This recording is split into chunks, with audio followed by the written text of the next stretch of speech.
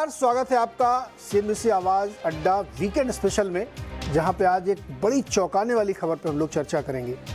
और वो खबर आई है रिजर्व बैंक की ओर से। क्रेडिट पॉलिसी थी और बाजार को ऐसा लग रहा था कि 25 बेसिस पॉइंट की एक और रेपो हाइक होगी, लेकिन सब पूरे बाजार को सरप्राइज करते हुए कोई हाइक नहीं की गई, यानी स्टेटस को रखा गया। ये एक बहुत हैरान करने वाला फैसला था। बहुत कम लोग इसको समझ पाए और बाजार तो बड़ा हैरान हुआ कि अचानक से ये टर्न क्यों लिया गया।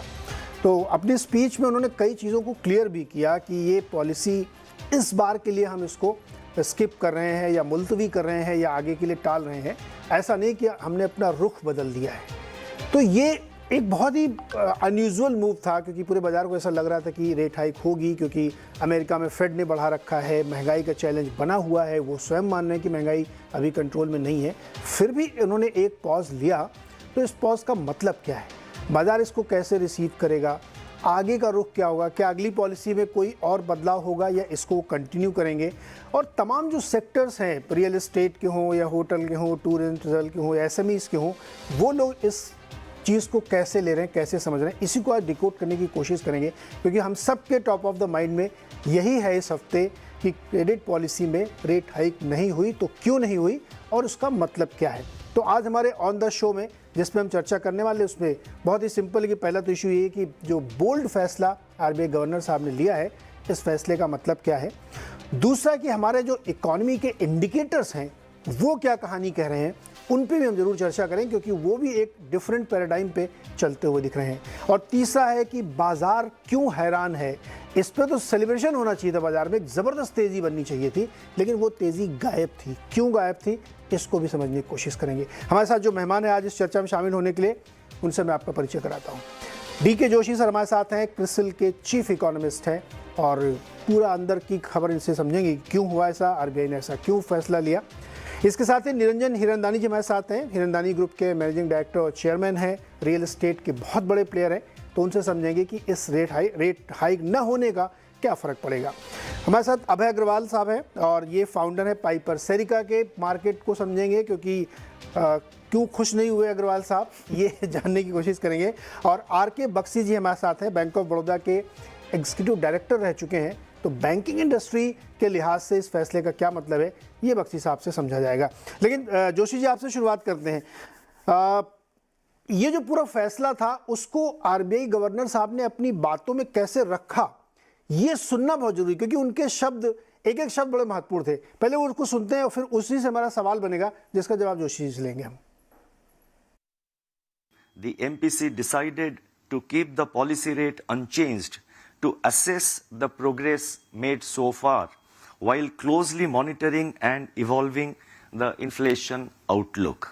The MPC will not hesitate to take further action as may be required in its future meetings. Our job is not yet finished and the war against inflation has to continue until we see a durable decline in inflation closer to the target.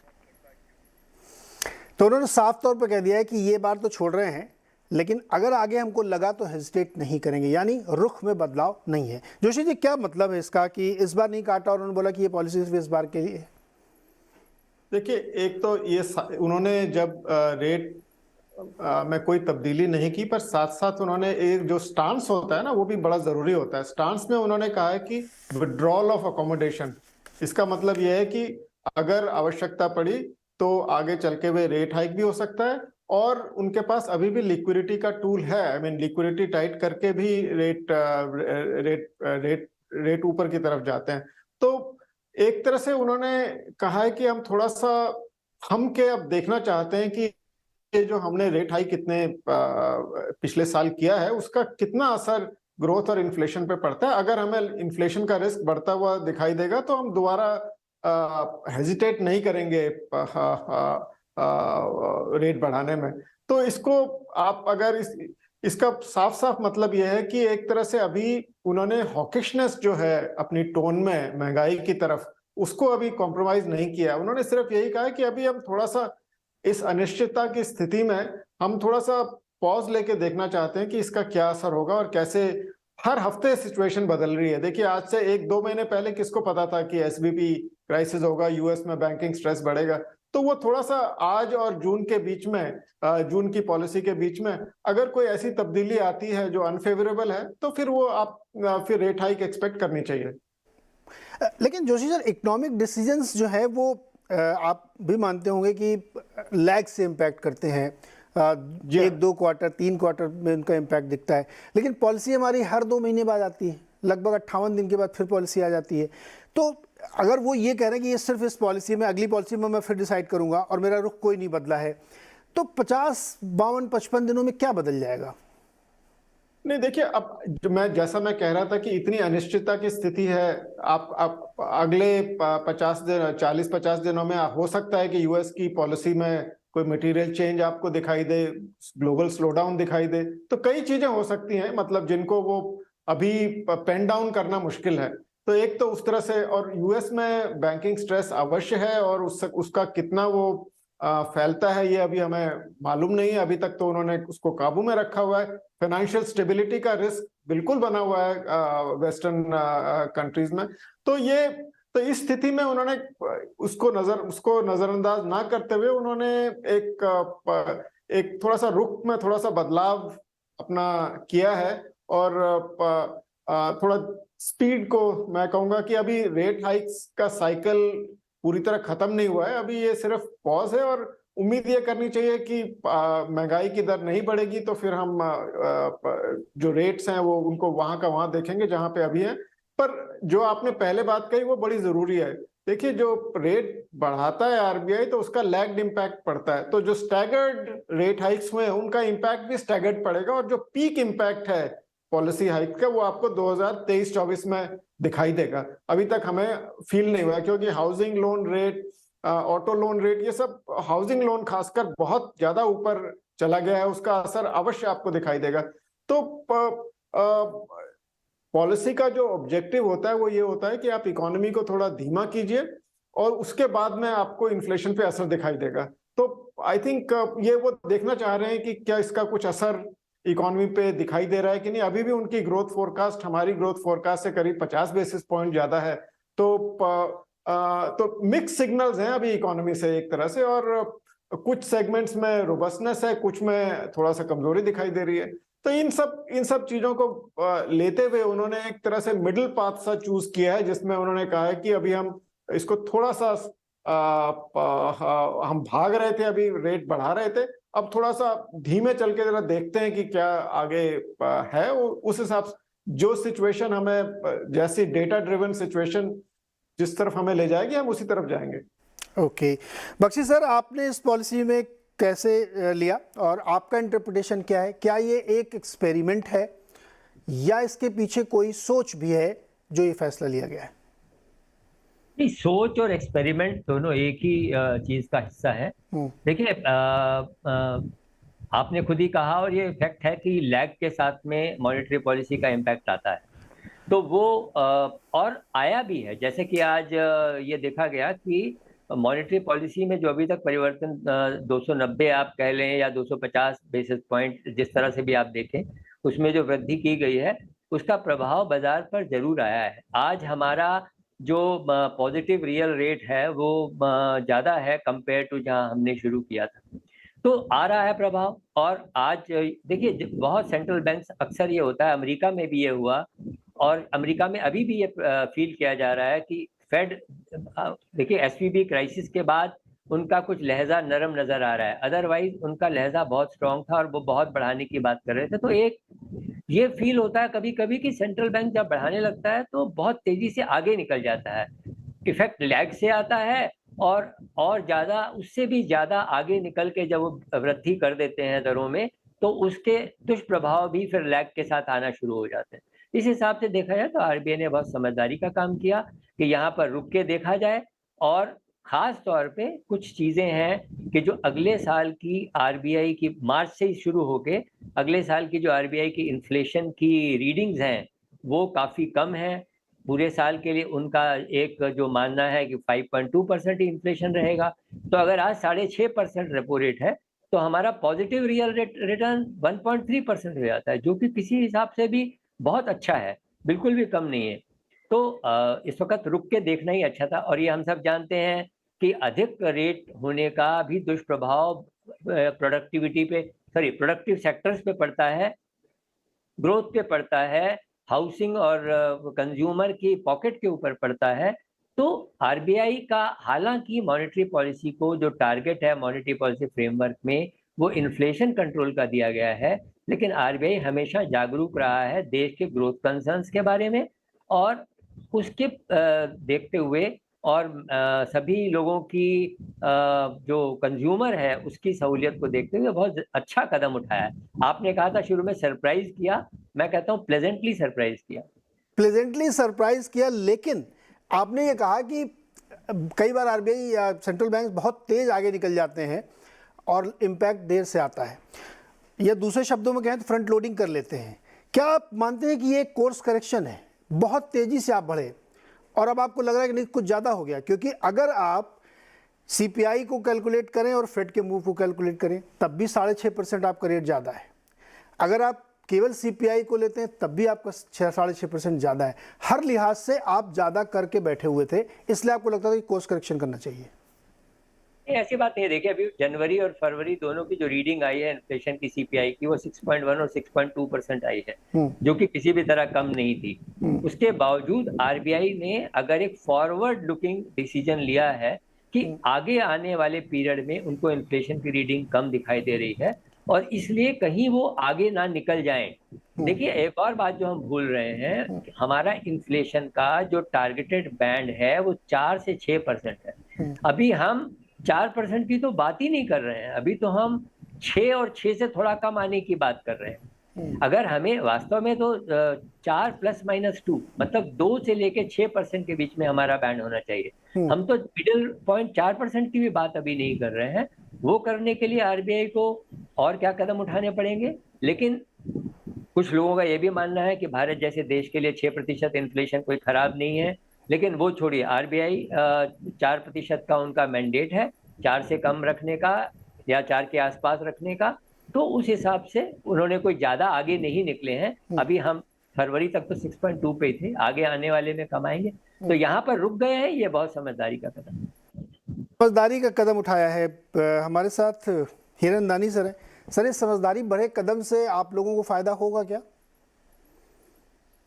Neeraj ji, हमारी अगली meeting को आपको याद होगा जब भी मैंने कहा था कि ये रोकेंगे नहीं तो अफोर्डेबल हाउसिंग में बहुत ही बड़ी नुकसान हो सकता है, और वही हुआ है। जो रिपोर्ट आ गए हैं, नाइट फ्रैंक से आए, जेएलएल से आए, पहली बार 30 साल के अंदर अफोर्डेबल हाउसिंग का ग्रोथ स्लो है और हायर इनकम, और वो है पेस ऑफ ग्रोथ की बात कर रहा हूँ।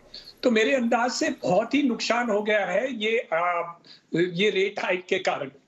और आज के तारीख में हम देखें ये रुकते नहीं, तो मेरे अंदाज से the rate hike was causing inflation more than pausing inflation. तो this is something which is excellent, जो बहुत बड़ी बात, अच्छी बात हुई है। और I compliment the RBI governor's strong stand कि रेट हाइक को रुका दिया जाए। और आज मैं देखता हूं कि लोग जो उम्मीद करते थे, जिसके ओरिजिनली लोन और ईएमआई भरते थे on the basis of 6.2% interest rate जो बोरिंग करे, आज 8.25 हो गए। तो लगभग 25% उनका ईएमआई बढ़ गया है। 25% जो अफोर्डेबल हाउसिंग क्षेत्र में है उनको बहुत ही कठिनाई है। जो लोग 25,000 रुपए महीने के जो इंस्टॉलमेंट करते हैं, आज के तारीख में वो लगभग 40,000 तक पहुंच गया। तो मेरे अंदाज से वो it has become affordable housing has become unaffordable housing. तो इसलिए ये रोकना बहुत ही जरूरत रहा है, और मैं समझता हूं कि this is a very positive move on behalf of the government. और कुछ भी इंटरवेंशन करने की जो सपोज नीड भी हो जाए, so that must be done not by fiscal intervention by the governor in terms of rate hike, but by monetary intervention. Not by monetary intervention of the Reserve Bank, but fiscal intervention by the government of India. जैसे वो oil के ऊपर भाव कम कर दिया, या वो जो टैक्सेस उस पर है, to curb inflation. You cannot continue the rate hike beyond the point because capital investment आपका slow हो जाएगा, growth slow हो जाएगा, और जो आप बोल रहे हैं कि GDP growth जो हम करना चाहते हैं, वापस लेके आना चाहते हैं, वो भी नहीं हो सकता.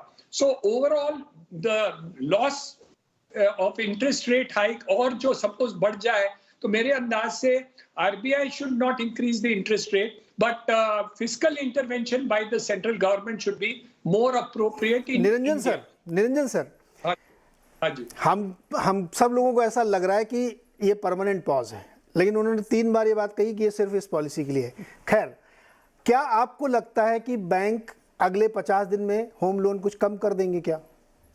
हम किस बात के लिए इसको सेलिब्रेट करते? नहीं, सवाल सुनिए सर. पहले होम लोन वही उसी रेट पर रहेगा, वो जो 25-30% EMI बढ़ गई वो वैसे ही चलती रहेगी, ठीक है? तो रिलैक्सेशन कहाँ मिला, कैसे मिलेगा? लोग डर रहे थे, वो लोग डरे थे कि और भी बढ़ने वाला है.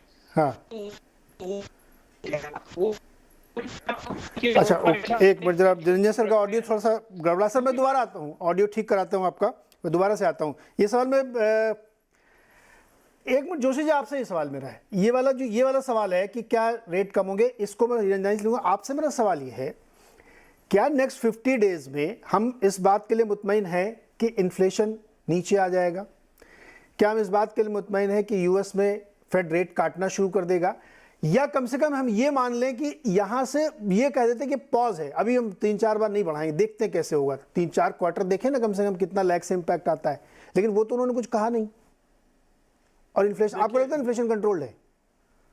देखिए, जहां तक यूएस का सवाल है, उनमें वहां चांसेस रेट जो मार्केट है और जो फेड है उसके बीच में कॉन्ट्राडिक्टरी सिचुएशन चल रही है. फेड कह रहा है कि हम 2024 में रेट काटेंगे, मार्केट की एक्सपेक्टेशन है कि 2023 में ही कटने शुरू हो जाएंगे. तो मोटी मोटी कहानी ये है कि वहां पे जो एग्रेशन था वो अब धीरे धीरे खत्म हो रहा है जैसे जैसे फाइनेंशियल स्टेबिलिटी रिस्क बढ़ रहे हैं. तो एक तो ये एक तरह से रिलीफ है, मतलब क्योंकि सेंट्रल बैंक को रिएक्ट करना पड़ता है फेड की अगर एग्रेसिव रेट हाइक हो.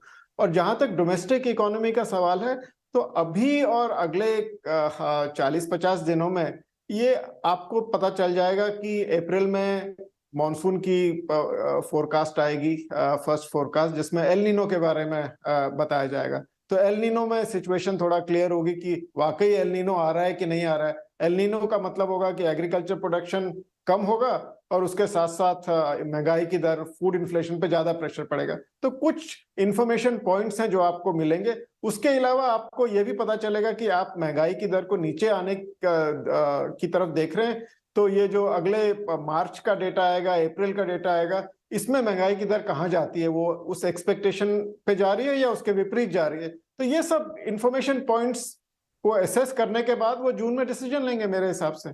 जी. अबे जी, मार्केट क्यों हैरान हुआ, इसका जवाब मुझे बाद में चाहिए. पहले मुझे ये चाहिए कि ये जो मूव आरबीआई ने लिया है जी, आप मार्केट के पार्टिसिपेंट लोग कैसे देख रहे थे इसको? जी देखिए, कोई भी सेंट्रल बैंक है, आरबीआई नहीं, उनका मैंडेट 2 है, एक ग्रोथ और इन्फ्लेशन. तो आइडियल सिचुएशन ये है कि आपका ग्रोथ हाई रहे, इन्फ्लेशन कम रहे, तो आपका जो रियल ग्रोथ है और वो बढ़ रहा है, देश की प्रॉस्पेरिटी बढ़ रही है, लोग अमीर हो रहे हैं, पर कैपिटा जीडीपी बढ़ रहा है. पर पिछले 2 साल से इन्फ्लेशन पे काफ़ी फोकस रहा है सारे सेंट्रल बैंक्स का कि दाम बढ़ रहे हैं, कच्चे तेल के दाम बढ़ गए, कमोडिटी प्राइस बूम हो गया कोविड के बाद स्पेशली, तो इन्फ्लेशन को कैसे कम किया जाए. अब यूएस जैसी इकॉनमी है, वो ऑलरेडी बड़ी इकॉनमीज हैं, $50 ट्रिलियन की इकॉनमी है, 30 करोड़ लोग रहते हैं. हमारी प्रॉब्लम अलग है, हम $3 ट्रिलियन की इकॉनमी है, हमारे यहाँ 120 करोड़ लोग रहते हैं. तो हमें ग्रोथ ज़्यादा चाहिए. हमारा फोकस आरबीआई का इस पर रहेगा कि ग्रोथ हमारा बड़ा रहे और इन्फ्लेशन एक लेवल तक हम टारगेट करेंगे, पर इस लेवल पे नहीं कि ग्रोथ ही गिर जाए.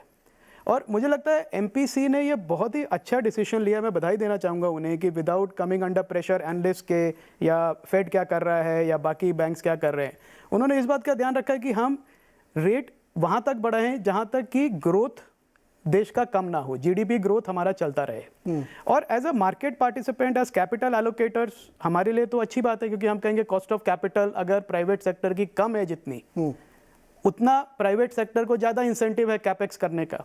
उतना ज़्यादा कंजम्पशन का इंसेंटिव है। अब आपने भी पढ़ा होगा कुछ केसेस अभी ऐसे हुए कि ईएमआई जो है लॉन्ग टर्म बोरोवर्स की, वो उनकी रिटायरमेंट एज के आगे चली गई। तो अब आरबीआई भी ये देख रहा है डेटा कि मतलब आप कहाँ तक इस रेट को ले आए कि आपके बैंक्स के मार्क टू मार्केट लॉसेस इतने हो जाएं कि उनकी नेटवर्थ पे इम्पैक्ट होने लगे, जैसे एसवीबी पे हुआ।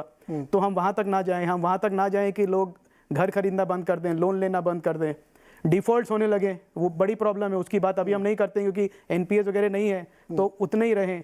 तो आरबीआई ने बड़ा सेंसिबल डिसीजन लिया है ये कि आप रुक जाइए, एक बार देख लीजिए। और ये नहीं कहा उन्होंने कि ये रिवर्सल है, वो उन्होंने ये भी कहा है कि हम देखेंगे अगर वापस, अभी भी बहुत बड़ा बफर है नीरज जी, 6.5% का जो रेपो रेट है और जो अंडरलाइंग इन्फ्लेशन है 5.5, उसके आगे मैं पकड़ूं तो 100 बेसिस पॉइंट का बफर है आरबीआई के पास, वो काफ़ी है। तो अब उस बफर को लेके 1 महीने 2 महीने 3 महीने देखना और फिर असेस करके सर्टेनिटी थोड़ा देख के फिर करना। मार्केट को कॉन्फिडेंस हो गया है। मार्केट पार्टिसिपेंट्स थोड़ा सख्ते में है। क्यों क्यों क्यों यही मेरा सवाल है, हैरान क्यों? तो सेलिब्रेशन होना चाहिए आज। नहीं, सेलिब्रेशन है पर म्यूटेड सेलिब्रेशन इसलिए है क्योंकि लोगों का एक्सपेक्टेशन था कि आरबीआई बढ़ाएगा, फिर एक आरबीआई ने नहीं बढ़ाया तो एक डर ये लगा लोगों को, सेकंड रिएक्शन, कि आरबीआई ने शायद इसलिए नहीं बढ़ाया क्योंकि वो ग्रोथ के बारे में चिंतित हैं या बैंक्स की बैलेंस शीट के बारे में चिंतित है। मुझे नहीं लगता कि अगले 3 दिन के बाद ये कंसर्न रहेगा। फ्रैंकली आज 3 दिन की छुट्टी है तो लोगों का ये असेसमेंट है कि 3 दिन एनालिसिस कर लें इसका क्या इंपैक्ट आएगा, क्या उन्होंने कहा एग्जैक्टली। तो मंडे को जो आपको रिएक्शन है असली, वो मंडे को देखने को मिलेगा। आज समय नहीं था लोगों के पास कि इतना फास्ट अपना पोजीशन, प्लस अगले 3 दिन में यूएस में पता नहीं क्या हो जाए। अगले 3 दिन में यूएस में। तो आई थिंक ये जो डीकपलिंग की है एमपीसी ने, ये बहुत, मैं उनको सच में दोबारा बधाई देना पाऊंगी कि बिना किसी प्रेशर में आए, सिर्फ हमारे देश की स्थिति को देख के उन्होंने ये डिसीजन लिया है कि ग्रोथ भी चाहिए, ग्रोथ ज़्यादा ज़रूरी है, इन्फ्लेशन पे नज़र रखेंगे पर इतना रेट नहीं बढ़ाते जाएंगे कि ग्रोथ ही गिर जाए, क्योंकि वो एक बार कम हो गया तो उसको वापस ऊपर लाना बड़ा मुश्किल काम है। करेक्ट। और जो इंटरेस्ट रेट बढ़ रहे थे, फ्रैंकली आप देखिए बैंक्स का जो डेटा है क्रेडिट ऑफटेक, उसके बावजूद भी 17% है, 18%। इनफैक्ट आपने पढ़ा होगा कि 10 साल में सबसे ज्यादा क्रेडिट ग्रोथ पिछले साल हुई। यस। तो उस क्रेडिट ग्रोथ के लिए भी उनको चाहिए कि वो बनी रहे, बचा के रखें उसको, और डिपॉजिट ग्रोथ जो है वो भी उसके साथ में चलती रहे। अब एक बड़ा जो चेंज हुआ है जिसकी वजह से बैंक्स को फायदा होगा कि कासा जो है, जो लॉन्ग टर्म डेट फंड्स में जा रहा था, अब वो वापस बैंक डिपॉजिट में आने लगेगा। क्योंकि उन्होंने उसको लॉन्ग टर्म जो कैपिटल गेन्स टैक्स था वो निकाल दिया उसका। तो अब वो भी आएगा, तो उससे क्या है, बैंक्स का जो कैपिटल कॉस्ट है वो वैसे ही कम होने वाला है। तो उनके पास अब ये एबिलिटी होगी और आरबीआई इंसिस्ट करेगा कि अगले 2 या 3 महीने में वो अपने इंटरेस्ट रेट्स भी कम करें। क्योंकि अगर आपके पास जो म्यूचुअल फंड में, डेट फंड में इन्वेस्ट कर रहे थे वो लोग वापस आके बैंक में कर रहे हैं, करते नहीं। अब करना चाहिए। अब मेरे रेट, जब रेट, जी बिल्कुल आपकी बात एकदम ठीक है, कटता है ना तो नहीं करते, बढ़ता तो तुरंत बढ़ा देते, अगले दिन बढ़ा, अगले दिन अल्को मीटिंग हो जाती है। बिल्कुल ठीक बात है आपकी वो। और इसीलिए जो आपने सुना आज भी एक फोकस था कि जो ट्रांसमिशन है वो किस तरह से हो रहा है, कि अगर पॉज लिया है तो बैंक्स अपनी तरफ से क्या कर रहे हैं। अगर आपकी कॉस्ट ऑफ फंड कम हो रहा है तो आप अपना फिक्स मार्जिन लेके आप बिजनेस करिए ना, आप क्यों मार्जिन बढ़ा रहे हैं अपना। अब आज कहेंगे मंथ एंड में हमारी अल्को मीटिंग होती है, तब तक देखेंगे 30 दिन तो ऐसे निकाल देंगे, उसके बाद 20 दिन बाद पॉलिसी इंतजार करेंगे। निरंजन सर, आप जुड़ के अपनी बात कंप्लीट करिए। जो मेरा सवाल था कि ऐसा कुछ बदलाव तो नहीं होने वाला है, तो फिर इतना मतलब क्यों इसको उस तरह से देखा जा रहा है? बदलाव क्या होने वाला है? नीरज जी, एक सिचुएशन जो है वो हकीकत ये रहा है कि अफोर्डेबल हाउसिंग को दिक्कत हो रही है with higher rate of interest rate. तो ये तो एक बहुत बड़ी बात रही। पहले 30 साल का मेरा अनुभव ऐसे नहीं रहा जहां अफोर्डेबल हाउसिंग की ग्रोथ और दूसरे जो हायर ग्रोथ है वो ज्यादा रहा है, ऐसे कभी नहीं मैं देखा। ये पहली बार रहा। दूसरी बात है जो अभी हमारे भाई साहब ने कहा वो सही है कि एक्चुअली लेंडिंग ऑफ बैंक्स और housing finance companies real estate में तो बढ़ गया है, 15% बढ़ गया है, तो उनकी बात भी सही है। लेकिन हमें ये ख्याल रखना है कि ये सब higher middle income, higher income के यहाँ ही बढ़ गया है। अफोर्डेबल हाउसिंग में नहीं बढ़ा है, तो ये बहुत नाजुक बात हो गई कि जो मार्जिन पर हैं लोग, जो घर खरीदना चाहते हैं, अफोर्डेबल घर खरीदना चाहते हैं, वो हिचकिचा रहे हैं कि हम कैसे पैसे लें बैंकों के पास से, HFI से लें। वो it is not a very positive sign for the whole economy. और रियल एस्टेट की बढ़ोतरी आप खाली मिडिल और हायर इनकम से नहीं चला सकते। जो रियल ग्रोथ है वो अफोर्डेबल हाउसिंग के क्षेत्र में करने की जरूरत है। और I think we have to work in some way, RBI की इंटरवेंशन की जरूरत है कि जो EMI अब बढ़ गई है उसको कैसे एवरेज किया जाए कि at least for this short period of higher interest rate वो EMI को कैसे कर दें और एक डिफरेंशियल ग्रोथ रेट कर दें, और फिर बाद में जब इंटरेस्ट रेट कम हो जाएंगे उनको ये फायदा हो। So I think as far as I am concerned in real estate, the further increase in interest rate is contra to housing. हमारे जो housing का, it is a capital intensive industry और debt intensive industry, और हमारा जो जितना भी आप interest ब्याज बढ़ रहा है उसके कारण it is causing inflation. It is not reducing inflation. हमारे cost of inputs of steel, cement, labour, सब मटेरियल बढ़ गए। On top of it GST multiplier effect लेके आ रहा है। तो मुझे नहीं लग रहा है कि any thought process of further interest rate is going to be helpful to the economy, either to curb inflation और to it will in fact prevent growth and in fact may add to inflation. So I am not in agreement. ये जो हथियार है, monetary हथियार है, it is a double edged weapon. After some time, if you continue to increase interest rate, there is going to be intuitive into the market, and this is not being realized by many people. Last time भी जब भी ब्याज बढ़ाया था, तो if you see the voting in MPC, it was 4:2. अब तो इस समय तो holding it has been unanimous. But अगली बार जो बढ़ गया था वो भी I was not comfortable with the increase, but it was voting by 4:2 in the MPC. So I think एक realization जरूर आ गया है कि only using the monetary tool by the RBI is not good enough, and we now need fiscal intervention by the central government and not further intervention by RBI. ये दोनों हथियारों को discuss करना है। Both institutions need to talk to each other to control the inflationary measure and not only use interest rate hike for the purposes of controlling this inflationary tendency. Otherwise, your growth will be mitigated. Bakshi sir, जो बात Niranjan sir कह रहे हैं कि अब नहीं बढ़ाना चाहिए और ये काउंटर प्रोडक्टिव हो जाएगा, और ये बात उन्होंने पिछली बार भी हम लोगों की चर्चा में कही थी कि अगर आप बहुत ज़्यादा रेट बढ़ा रहे हैं तो उससे फिर इन्फ्लेशन कम नहीं हो रहा है, और हुआ भी नहीं। कहाँ कम हुआ? इतना ज़्यादा आपने 290 बेसिस पॉइंट बढ़ाया, नहीं हुआ। एक तो मुझे ये बताइए कि क्या उनके एक्शन और स्टेटमेंट में सिंक है क्या, पहला। दूसरा, क्या एक और सरप्राइज अगली पॉलिसी में हम देख सकते हैं, ऐसा ही कट भी कर सकते हैं क्या? क्योंकि बहुत सारे एक्सटर्नल फैक्टर हैं जो उस तरफ इशारा भी कर रहे हैं। तो इस बार का तो ये नहीं कह सकते हम कि RBI ने कोई गलत कदम उठाया और रेट बढ़ा दिया। इस बार तो उन्होंने पॉज किया, एकदम कट करने की तो कोई उम्मीद, इनफैक्ट मार्केट में 93% लोग ये कह रहे थे कि रेट बढ़ेगा। RBI ने उसको पॉज किया, यूनानिमसली पॉज किया, और अगले अपना दरवाजा खुला रखा है। कोई भी RBI ये इस पे भी लोगों को वो डाउट था कि भाई आप ये पिवट है क्या, आगे आप कट करेंगे या ये पॉज लॉन्ग पॉज होगा। हालांकि ज़्यादातर मार्केट पार्टिसिपेंट्स की ये उम्मीद है कि ये पॉज लॉन्ग पॉज होगा। क्यों? क्योंकि आज अगर इन्फ्लेशन 6.2 है और RBI ने रेट नहीं बढ़ाया, तो कल को इन्फ्लेशन रेट जब 5.2 या 5.5 होगा तो RBI किस बिना पर, किस वजह से रेट बढ़ाएगी? एक RBI ने अपने पास ये हथियार रखा है, वो हथियार हमेशा RBI के पास रहता है, लेकिन एकदम यू टर्न ना दिखाई दे, इसके लिए RBI ने कहा कि अभी हम एक फाइनल कंक्लूजन पर नहीं पहुंचे हैं कि ये रेट एंड साइकिल है या नहीं है। हम बीच में खड़े हैं, दोनों तरफ हम फैसला ले सकते हैं, कट करने की तो भी बात नहीं है।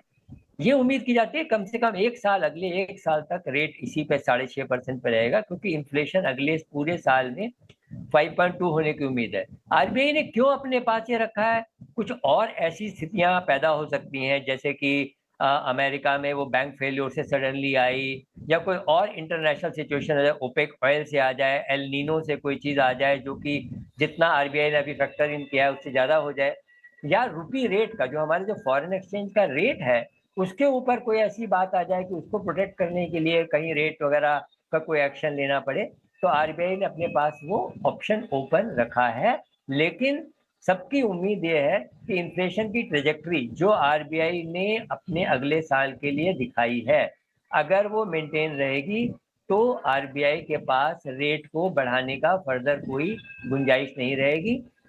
लेकिन क्योंकि हमारा इन्फ्लेशन का जो मिडिल फिगर है वो 4% की है, और अगले साल के लिए भी हम बहुत अच्छा करते करते भी 5.2% की बात कर रहे हैं, तो अभी रेट कट करने की बात शायद अगले 1 साल तक ना उठ पाए।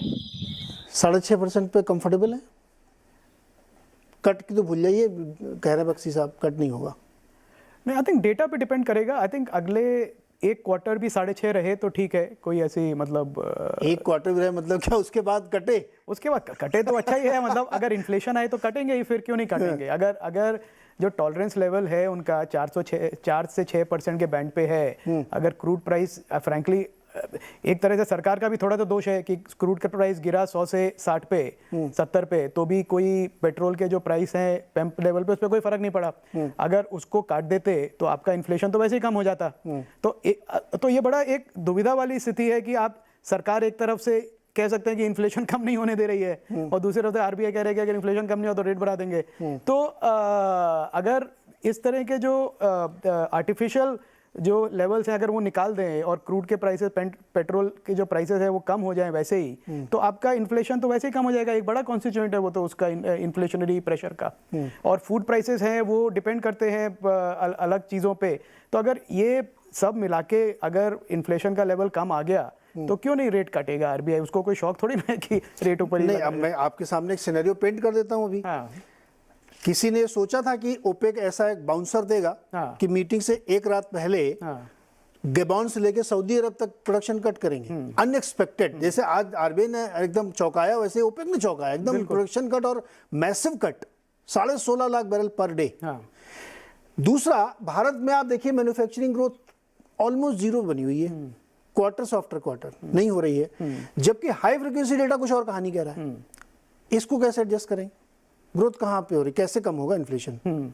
वो तो मुझे दिख नहीं रहा कहीं पे। नहीं, पर आपको एक ही इंडिया जैसी कंट्री के लिए सिर्फ एक ऑप्शन है कि हम आगे बढ़ सके, वो हमारा जीडीपी ग्रोथ।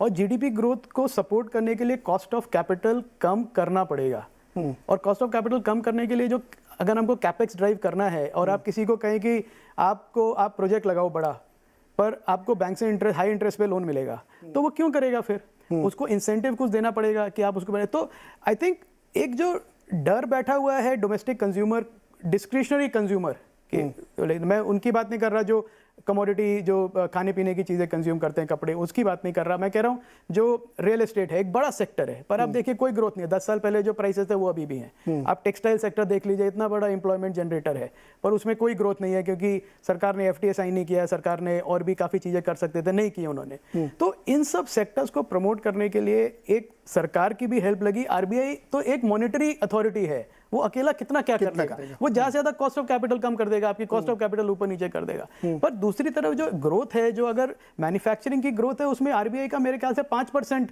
कंट्रीब्यूशन होगा। बाकी तो फिर सरकार के ऊपर है कि आप क्या इंसेंटिव दे रहे हैं आप मैन्युफैक्चरर्स को कि वो कैपेक्स अपना किक ऑफ करें, एक्सपोर्टर्स को क्या इंसेंटिव दे रहे हैं, ज़्यादा एक्सपोर्ट करें, इंपोर्ट सब्सटीट्यूशन के लिए क्या PLI के अलावा और क्या दे रहे हैं। तो ये काफ़ी चीज़ें हैं जो गवर्नमेंट को भी सोचनी पड़ेंगी कि वो क्या कर रहे हैं।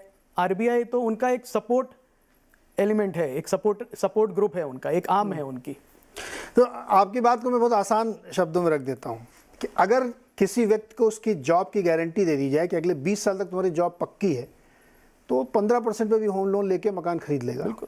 लेकिन अगर जॉब की गारंटी नहीं है उसको कि कल क्या होगा, तो वो 6% पे भी लोन लेने से डरेगा क्योंकि उसको पता नहीं आगे क्या होने वाला। तो इसलिए मॉनेटरी का एक सर्टेन लेवल के बाद उसका इम्पैक्ट फिर बहुत कारगर नहीं होता है। छोटा सा एक ब्रेक के बाद मेरे सामने कुछ नंबर्स हैं जो मैं जिसको मैं डिकोड कराना चाहता हूँ कि ये नंबर्स कुछ और कहानी कहते हैं, ग्राउंड की कुछ और कहानी है, आरबीआई की कुछ और कहानी है और सरकार की कुछ और कहानी। ये 4 तरह की कहानियाँ मेरे को समझनी है। छोटे से ब्रेक के बाद।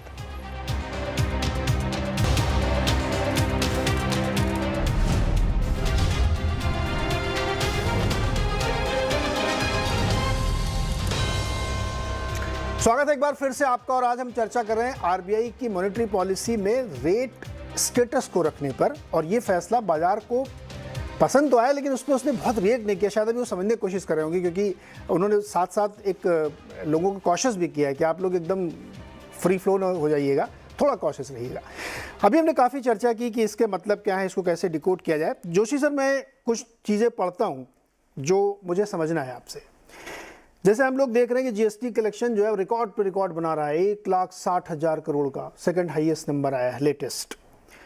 जो मैन्युफैक्चरिंग का पीएमआई नंबर आ रहा है वो भी काफ़ी बढ़ गया है, 56.4, मतलब 52-54 से ऊपर निकल गया तो बहुत अच्छा मानते हैं। हालांकि ये बहुत हाई फ्रीक्वेंसी नंबर होता है।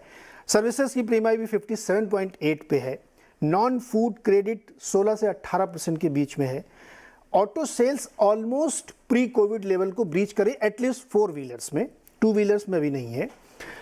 पैन इंडिया हाउसिंग सेल्स है, भले ही इसमें निरंजन सर कह रहे हैं दिक्कत आ रही है, लेकिन नंबर्स अभी तक के कम से कम ये शो कर रहे हैं कि हाउसिंग की सेल्स है। एयर ट्रैफिक खूब चल रहा है, खूब भर भर के फ्लाइट्स जा रही हैं, एयरपोर्ट में बिल्कुल मजमा लगा हुआ है लोगों का। होटल की ऑक्यूपेंसी आप देखिए, जो सर्विस सेक्टर का एक बड़ा है, और उसके जरिए बहुत सारे लोगों को जॉब मिलती है।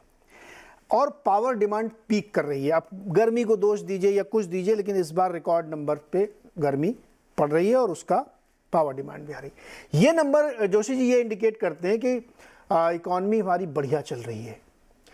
लेकिन इसी के कॉन्ट्रेरी जब मैं ये देखता हूं कि एफएमसीजी कंपनीज आती हैं तो वो रोते हुए आती हैं, कह रहे भाई हमारी तो सेल्स ग्रोथ ही नहीं हो रही है, ऑलमोस्ट जीरो है, 0.5% बढ़ रही है। तो बड़ा कंफ्यूजन होता है। सरकार कुछ और कह रही है, आरबीआई कुछ और कह रहा है। मुझे ये समझाइए क्या चल रहा है। देखिए, ये जो आप कह रहे हैं ये जता रहा है कि जो रिकवरी है वो अनइवन है। जब आप, मैं 1 मिनट लूंगा, जब आप कोविड से बाहर निकले थे तो उस समय 2-3 वेव्स आई, तो उस दौरान जो सर्विसेज सेक्टर है वो पिकअप नहीं कर पाया, क्योंकि सर्विसेज सबसे ज्यादा कॉन्टैक्ट इंटेंसिव होता है। उस समय आपने मैन्युफैक्चरिंग में पिकअप देखा। अब आप देख रहे हैं कि जो सर्विसेज आप जो बात कर रहे हैं वो सर्विसेज में बहुत भयंकर ग्रोथ है। अभी भी इस ग्रोथ के बावजूद भी सर्विसेज में जो कैचअप है वो बहुत स्लो है, I mean compare to the pre pandemic level. अभी इसमें और कैचअप बचा है, तो सर्विसेज की आपको में एग्रेशन आपको दिखाई देगा। तो दूसरा, अगर आप दूसरे लेवल पे इसको देखना चाहते हैं तो आप कोई भी सेक्टर को उठा लीजिए, उसमें आप if you divide between goods which are consumed by higher income category versus those consumed by lower income category, आप देखेंगे जो मजबूती है वो हायर इनकम कैटेगरी के कंजम्पशन आइटम्स में ज्यादा है। इसमें आपने ऑटो की बात की कि वो लगभग 2018-19-20 के लेवल तक पहुंच चुका है। पर अगर ऑटो में भी आप 2 व्हीलर को कंपेयर करें, 2 व्हीलर में हमारी असेसमेंट ये है कि 2023-24 में भी अगर जो भी ग्रोथ देखी जाएगी, उसके बावजूद भी उसके जो टोटल सेल ऑफ ऑटो है वो 86% होगा ऑफ प्री पैंडेमिक लेवल, उसमें कैचअप नहीं है। तो ऑटो कौन कंज्यूम करता है? 2 व्हीलर्स के दाम बढ़ गए हैं क्योंकि कई चीजें हुई, कई रेगुलेटरी चेंजेस है, पर उसके बावजूद भी लोगों में उतनी क्षमता नहीं है कि वो जो 2 व्हीलर खरीदने वाले जो लोग थे उनमें उनकी इनकम पे ज्यादा असर पड़ा है। अब कंपनियों में देखिए, जो बड़ी कंपनियां हैं वो बहुत अच्छा कर रही हैं, और जो छोटी कंपनियां हैं उनकी कैपेसिटी यूटिलाइजेशन उतनी नहीं है। तो एक तरह से अनइवननेस है। तो आप जिस हिस्से को देखेंगे आपको वैसा ही दिखाई देगा। तो ये एक तरह से रिकवरी बहुत अनइवन है। अभी सर्विसेज लेड ज्यादा है, मैन्युफैक्चरिंग का रोल थोड़ा कम है और कम ही रहेगा, क्योंकि ग्लोबल, आप ये मत भूलिए कि यूएस और यूरोप में स्लो डाउन आएगा। इतना ज्यादा रेट बढ़ाए गए, उसका असर बिल्कुल वो शैलो रिसेशन उनमें अवश्य आने वाला है। तो अगर वहां स्लो डाउन आता है, हमारा बहुत सारा एक्सपोर्ट्स उन कंट्रीज को है, तो वो मैन्युफैक्चरिंग एक्सपोर्ट्स में धीमापन ऑलरेडी दिखाई दे रहा है और आएगा, तो उसका असर आपको मैन्युफैक्चरिंग सेक्टर में पड़ता हुआ दिखाई देगा। सर्विसेज सेक्टर जो है, सर्विसेज एक्सपोर्ट्स अच्छा कर रहे हैं, तो सर्विसेज सेक्टर को वो सपोर्ट भी कर रहे हैं। तो मेरा कहने का मतलब है एक अनइवननेस सी बनी हुई है, और इसमें अभी एक ब्रॉड बेस्ड रिकवरी अभी नहीं है। अच्छा, इसको निरंजन सर एक और तरीके से समझते हैं। जोशी जी ने बड़े बढ़िया से एक्सप्लेन किया है। जैसे रियल एस्टेट की मैं बात कर रहा था, लेटेस्ट नंबर ये कहते हैं कि भाई अभी तो बिक्री ठीक ठाक चल रही है। मतलब बेंगलोर के मार्केट की मैं पढ़ रहा था, बंगलुरु, माफ़ कीजिएगा अगर बेंगलोर से बुरा लगे किसी को तो, कि वहाँ रेंटल यील्ड डबल हो गई है। इतना ज़्यादा डिमांड है, लोग किराए पे मकान बहुत ढूंढ रहे हैं। मुंबई में देखिए, दिल्ली में देखिए, प्राइस हाइक हो रहा है। तो जो इन सेक्टर्स को कैटर करते हैं लोग, जैसे होटल को, एयरलाइंस को, उसमें काम करने वाले सारे लोग थोड़ी कार खरीदते हैं, उसमें बाइक वाले लोग भी हैं। होटल में बहुत सारे लोग सब्जियां पहुंचाते हैं, बहुत सारे लोग वेटर का काम करते हैं, बहुत सारे लोग सर्विसेज देते हैं वहाँ पे। तो उनके पास तो पैसा जा रहा है ना, उनको नौकरियां मिल रही हैं। अगर इतनी बम्पर बुकिंग चल रही सब जगह, तो वो स्पिल ओवर क्यों नहीं हो रहा है इकॉनमी में? फिर कहाँ पे दिक्कत आ रही है? या नंबर कैप्चर नहीं हो रहे, हम लोग गलत कहीं। दुकानों में जाइए, भीड़ लगी हुई है एकदम, ऑनलाइन सेल्स जबरदस्त हो रही है। ये क्या है? ये कैसे समझ नहीं पा रहे हैं हम लोग?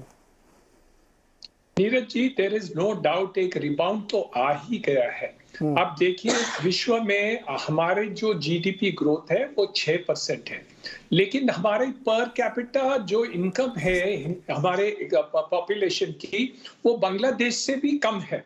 सो Bangladesh per capita income is more than India. तो हमें तो डबल डिजिट जीडीपी ग्रोथ करने की आवश्यकता है।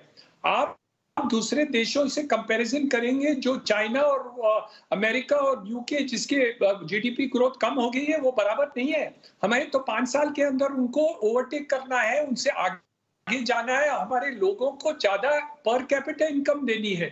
तो इसलिए हम संतुष्ट हो जाएंगे कि whatever GDP growth is there, it is okay, it is not okay. हमें मैन्युफैक्चरिंग इंक्रीज करना है, हमारे कैपिटल इंटेंसिव जो हमारे कैपिटल इन्वेस्टमेंट करना है वो जरूरत है। आप उनको नेगेटिव दिखाएंगे, ब्याज बढ़ा देंगे, तो कैपिटल इन्वेस्टमेंट नहीं होगा, तो हमारी ग्रोथ स्टोरी कहां से आएगी? हमें ज्यादा होटल रूम करना है। आप दुबई में देखें तो every day 1 new hotel is coming up, not 1 room, 1 hotel is coming up every day.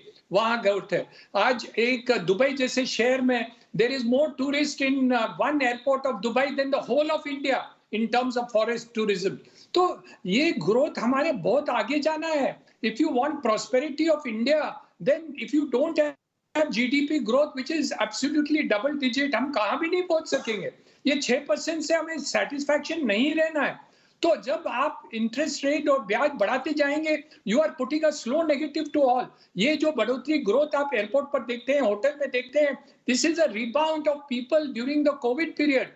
इससे सेटिस्फैक्शन नहीं होना है। पर हमें बताइए, नए होटल्स कितने आ रहे हैं? नहीं आ रहे हैं। I mean, look at the comparison between the rest of the world. आप थाईलैंड में जाएंगे तो उधर 10 नए होटल बन रहे हैं, वहां रिसेशन है फिर भी वहां बन रहे। दुबई में देखिए कितने होटल बन रहे। तो आपको कंपटीशन में नहीं जाना है, हमें हमारे देश के, हमारे लोगों की प्रगति करना है। हमारे मैन्युफैक्चरिंग कैपेसिटी बढ़ानी है। हमारे रोड और नेटवर्क जो इंफ्रास्ट्रक्चर कर रहे हैं वो हम बढ़ा रहे हैं। 35 किलोमीटर्स पर डे गडकरी साहब का तेजी से काम चल रहा है, लेकिन every sector needs to grow. हमारे हाउसिंग को आप स्लो डाउन कर देंगे तो 269 इंडस्ट्रीज विल बी अफेक्टेड। हमारी जो multiplier effect. Second, we are the largest employer in India, not IT and other thing. Real estate and construction and infrastructure is largest employment. आपके पास unemployment है। जब तक आप ये सेक्टर को आप बढ़ोतरी नहीं देंगे तो you will not be able to grow the country. हम पाकिस्तान से आगे क्यों है, श्रीलंका से आगे क्यों है? क्योंकि we have the expectation that all these centres will continue to grow. आप समझते हैं कि हम स्लो डाउन करके, जीडीपी स्लो करके, इन्फ्लेशन को कंटेन करके हम एम्प्लॉयमेंट बढ़ा सकते हैं? It's not possible. And IT is not the only sector, service is not the only sector. हमारे बाकी के सेक्टर्स को भी बढ़ोतरी देने की आवश्यकता है, and you have to incentivize manufacturing in order to do it. हम बता रहे हैं कि मैन्युफैक्चर बढ़ रहे हैं, but the growth of manufacturing has to increase much more if you want to be a China plus for the rest of the world. Yes, it is increasing, but is it enough for country's prosperity? Answer is not enough. इसलिए मुझे डर है और भय है कि हम ब्याज बढ़ाते जाएंगे तो और भी ये सेटबैक हो सकता है, and we can not afford. हम आगे जा रहे हैं तो हम रिस्क नहीं ले सकेंगे। बख्शी सर, अब इस डिबेट को हम लोग क्या सरकार के पाले में ले जाएं क्या, कि बॉल उनके कोर्ट में है? कि भाई बहुत सारी ऐसी चीज़ें हैं जो उधर से होनी है, आरबीआई क्या करेगा? जैसे जैसे निरंजन सर कह रहे हैं कि बढ़ा के रेट आपने ऐसी जगह लाके खड़ा कर दिया जहाँ के फिर अब हम क्यों पैसे लगे, हम क्यों कैपेक्स करेंगे, मैन्युफैक्चरिंग ग्रोथ हो नहीं रही एकदम, ये फैक्ट है, नंबर्स दिखा रहे हैं हम लोगों के। तो ये कैसे मतलब सुलझे कि कैसे है गुत्थी सर, जो पक्षी सर? देखिए, इसका कोई एक लाइन का जवाब तो नहीं है, लेकिन ये बात जो हीरानंदानी जी कह रहे हैं वो पूरी तरह से सही नहीं है, क्योंकि इन्फ्लेशन अगर बहुत है और उसमें आप ब्याज की दरें कम रख के आप सोचेंगे कि ग्रोथ हो जाए, तो उसका लॉन्ग टर्म इफेक्ट बहुत खराब हो सकता है इकोनॉमी के लिए, किसी को फायदा नहीं होगा उसके अंदर। इन्फ्लेशन को कंट्रोल करना जरूरी है। अब यूएस में फेड इतना रेट बढ़ा रहा है, यूरोप में वो रेट बढ़ा रहे हैं, क्यों बढ़ा रहे हैं? ज्यादातर सब कंट्रियों ने, कनाडा ने बढ़ाया, ब्रिटेन ने बढ़ाया, सबने बढ़ाया, तो वो जरूरी है। जहां तक इंडस्ट्री को बढ़ावा देने की और प्रोडक्टिव कैपेसिटी बढ़ाने की जरूरत है और चाइना +1 का पूरा लाभ लेने की जरूरत है, उसमें कहीं ना कहीं पॉलिसी लेवल पर उनका जो ईज ऑफ डूइंग बिजनेस खाली एक्चुअल होना चाहिए। और अब पीएलआई गवर्नमेंट ने लाया, तमाम सेक्टर्स में लाया, और पीएलआई के चलते काफी इन्वेस्टमेंट भी हुआ, और उसका जो एक एंगल था वो यही था कि प्रोडक्शन लिंक्ड, यानी आप और इन्वेस्टमेंट करें और ज्यादा प्रोडक्शन करें तभी आपको इंसेंटिव मिलेगा, ये नहीं कि पुरानी कैपेसिटी पे आप इंसेंटिव लेंगे। तो वो एक कदम उठाया। चाइना से जो फैक्ट्रियां रीलोकेट हो रही हैं वो वियतनाम में ज्यादा रीलोकेट हो गई, क्योंकि वियतनाम शायद बहुत जल्दी डिसीजन ले पाया, बहुत ज्यादा फैसिलिटी दे पाया। तो वो गवर्नमेंट लेवल पर ये सेक्टर बाय सेक्टर एनालाइज करने की जरूरत है कि हमारे यहाँ किस वजह से ऐसा नहीं हो रहा। ऐसा भी नहीं कि नहीं हुआ है। अब एप्पल का अगर आप देखिए तो बहुत बड़ी प्रोडक्शन कैपेसिटी रीलोकेट हुई है इंडिया में, और इसी तरह से कुछ और सेक्टर्स में भी हो रही है। लेकिन जितना हमारा साइज है, जितनी हमारी बड़ी मार्केट है, जितना हमारा बड़ा पोटेंशियल है, जितनी हम बड़ी कंज्यूमर मार्केट प्रोवाइड करते हैं, उसके मुकाबले एक छोटा सा देश वियतनाम हमसे ज्यादा अट्रैक्ट करके ले जाता है। तो ये पॉलिसी लेवल पे सेक्टर दर सेक्टर एनालाइज करने की जरूरत है। खाली ब्याज दरों से अगर आज किसी इंडस्ट्री को ये नजर आता है कि उसके पास मार्केट की डिमांड है और उसको एक प्रॉफिटेबल बिजनेस मॉडल अवेलेबल है, तो ब्याज का दर जो है उसके लिए केवल एक छोटा एलिमेंट है, वो फाइनल एलिमेंट नहीं है जिसकी वजह से वो अपनी इंडस्ट्री नहीं बढ़ाएगा। और जहां तक और उसी के लिए इन्फ्लेशन को कंट्रोल करना और जरूरी है, क्योंकि जैसे जोशी जी ने कहा अनइवन रिकवरी है। तो जो गरीब तबका है, मिडिल से लोअर मिडिल क्लास है, उनके पास इन्फ्लेशन का दुष्प्रभाव ज्यादा पड़ता है, और इसके लिए उनको अपने खर्चे, उनकी ग्रोसरी और घर के खर्चों में ही सारा पैसा उनका लग जाता है। तो वो ना तो अफोर्डेबल हाउसिंग खरीद पा रहे हैं, ना वो और कोई डिस्क्रिशनरी आइटम खरीद पा रहे हैं।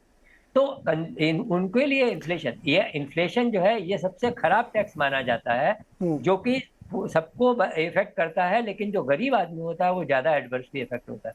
तो इन्फ्लेशन को ठीक करना, तो के शेप रिकवरी या अनइवन रिकवरी जिसको हम कहते हैं, वो भी उससे ही ठीक होगी अगर हमारा इन्फ्लेशन अल्टीमेटली कम होता है। इंडस्ट्री, मैन्युफैक्चरिंग, प्रोडक्टिव सेक्टर्स बढ़ाने की जरूरत है। हीरानंदानी का पॉइंट बिल्कुल ठीक है कि रियल एस्टेट सबसे बड़ा एम्प्लॉयमेंट देने वाला एक सेक्टर है, और सरकार को उसके लिए सेक्टर दर सेक्टर ये करना चाहिए कि चाइना से किस तरह जो रीलोकेट हो रही है इंडस्ट्री, उनको हम अपने यहाँ ला पाए। इस प्रकार हम अपनी कंट्री को एक एक्सपोर्ट का बेस बनाए। कुछ बहुत अच्छे हमारे मंत्री हैं जो इसके बारे में बहुत पॉजिटिव और बहुत ही सुलझे तरीके से सोच रहे हैं, और मुझे उम्मीद है कि कोई बिल्कुल शक करने की गुंजाइश नहीं कि पीएलआई के बाद में और एप्पल के यहाँ आने के बाद में और इसी तरह के और भी कदम उठाए जाएंगे। मुझे लगता है कि मिनिस्ट्री और कई मंत्री और टोटल सरकार जागरूक है इस बारे में, होगा जरूर भी आएगा। और इन्फ्लेशन को कंट्रोल करना लेकिन उसके लिए पूरी तरह से जरूरी है, जिससे गरीब तबके को जो इन्फ्लेशन की मार पड़ रही है, जो अनइवन टैक्स वो बियर कर रहे हैं, उसका भार उन पे कम। अच्छा, जो निरंजन जी ने कहा और जो बख्शी जी कह रहे हैं, मैं इसको और अब आसान भाषा में समझाता हूँ, मैंने काम ही डिकोड करना है। एक बहुत अच्छी रिपोर्ट आई थी कैंटार की, वो उसने ये समझाया कि हमारी जो एफएमसीजी की ग्रोथ है वो 0.54% रही है लास्ट 2-3 महीने में। वो भी इसलिए क्योंकि पॉपुलेशन इंक्रीज हुई है। तो सब लोगों ने कंज्यूम किया, इसलिए थोड़ी ग्रोथ आपको दिख रही है। यानी हमें एक्सपीडाइट करने की ज़रूरत है। अगर आप एक नॉर्मल ग्रोथ से चल रहे हैं तो आपकी पॉपुलेशन इंक्रीज भी हो रही है, तो उसी में बढ़ जा रहा है। आप कमाओ और बांटो, कमाओ और बांटो, उसको एक पुश देने की ज़रूरत है। इसलिए निरंजन जी भी वही बात कर रहे हैं, बख्शी जी भी वही बात की, थोड़ा सा एक बूस्ट की ज़रूरत है। मेरा आपसे सवाल ये है कि अमेरिका ने एक मॉडल अपनाया जब कोविड आया, उसने फ्री में बहुत पैसे बांटे लोगों को, डोल दिए, हर हफ्ते पैसे देते थे, सिस्टम में इतनी लिक्विडिटी झोंक दी वहां पे कि इन्फ्लेशन वहां पे 10% तक चला गया।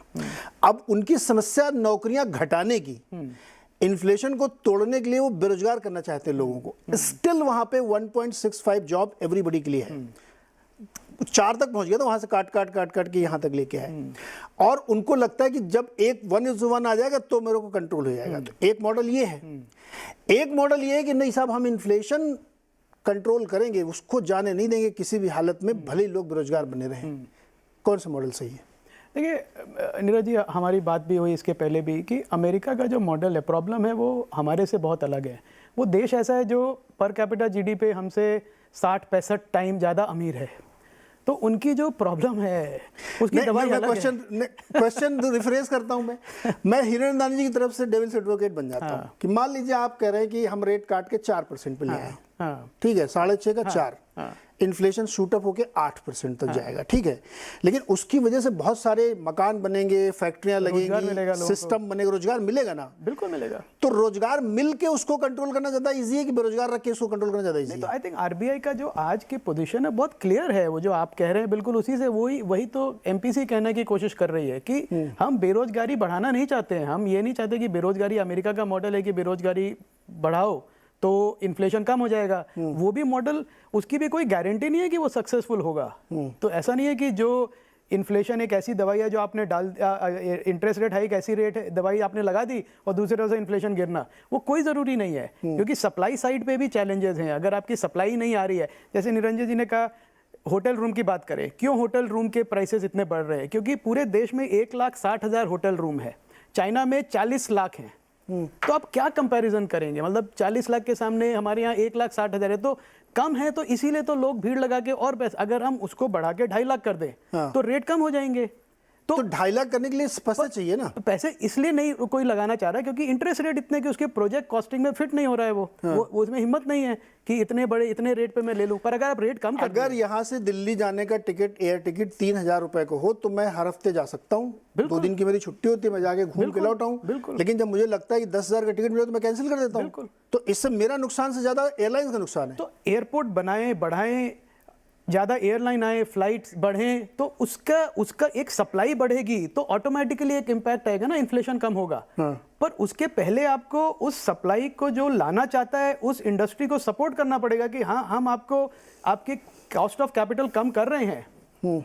तो उस रास्ते पे चलना ज़्यादा ज़रूरी है हमें इंडिया में, रादर देन लुकिंग कि यूएस क्या कर रहा है और या फिर ऑस्ट्रेलिया क्या कर रहा है या फिर ईसीबी क्या कर रहा है। उससे हमारा फ्रैंकली कोई लेना देना नहीं। अभी जो हम 290 बेसिस पॉइंट यानी 2.9% तक बढ़ा के लाए, तो यूएस के दबाव में लाए हैं क्या? हाँ, नहीं, यूएस के दबाव में नहीं लाए, पर एक वो है कि भाई ग्लोबल इन्फ्लेशन है, हर तरह का इन्फ्लेशन प्रेशर चल रहा है। मुझे लगता है कोई दबाव है। मुझे लगता है कि हमारी जो एमपीसी है बहुत इंडिपेंडेंट माइंडेड है, लोकल इश्यूज को देख के चलते, सेंसिबल डिसीजन लेते। अभी तक जितने भी उन्होंने लिए, मैं कहूँगा बहुत सेंसिबल डिसीजन है। पर मैं चाहूँगा as a private participant in India GDP कि कॉस्ट ऑफ कैपिटल जो है वो बढ़े नहीं, क्योंकि कॉस्ट ऑफ कैपिटल बढ़ेगा तो प्राइवेट कैपेक्स फॉर्मेशन बहुत मुश्किल हो जाता है। सरकार कितना कैपेक्स करेगी? आप सीमेंट की सेल देख लीजिए, आप सीमेंट कंपनी से बात करिए, वो कहते हैं हमारा सारा जो सेल है वो सरकार को हो रहा है, प्राइवेट सेक्टर में कोई कैपेक्स ही नहीं कर रहा है।